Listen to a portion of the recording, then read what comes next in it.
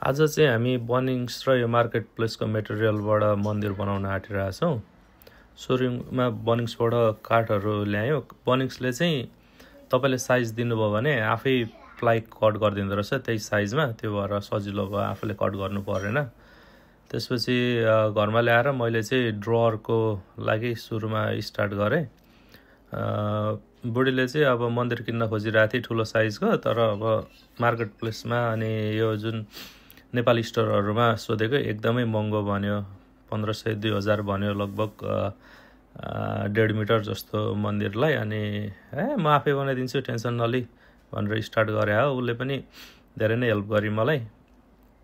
यो ड्रवरको लागि चाहिँ मैले अलिकति ठुलो अग्लो खालको बनाउन खोजेको, ताकि मन्दिरको सामानहरू सबै भित्र अटोस्। सानो बनाउँदाखेरि चाहिँ पहिला सानो खालको ड्रवर थियो, त्यसमा चाहिँ सामान अटेन, त्यही भएर ठुलो खालको बनाउन खोजेको यो हैन। अनि हल्का सेपमा आइसकेको छ मन्दिर। यो फ्लोटिङ सेल्फहरू बनाउन चाहिँ मैले त्यही प्लाईको टुक्रा टुक्रै युज गरेर 4वटा फ्लोटिङ सेल्फ बनाएँ मन्दिर सानो भगवानहरू राख्नलाई मन्दिरभित्र। अनि पेन्टिङ गर्नुभन्दा अगाडि चाहिँ तपाईँहरूले पनि यो स्यान्ड पेपरले मजाले एजहरू अनि रफ सर्फेसहरू मजाले स्यान्ड गर्नुभयो भने राम्रो फिनिसिङ आउँछ।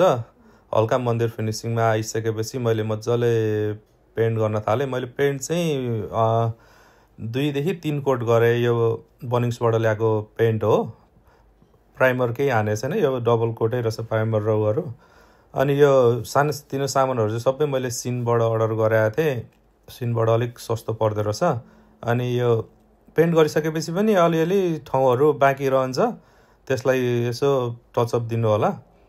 यो सबै सामानहरू सिनबाट मगाएको। यो मन्दिरको गजुर पनि मैले यो प्लाईकै टुक्रा टुक्रीबाट बनाएँ। माथि गजुरको लागि स्पिन्डल्स पनि त्यो सिनबाटै मगाएँ। यो डायमन्ड सेपको यो 5वटा पिस आउँदो रहेछ सिनमा, त्यो पनि मगाएको थिएँ।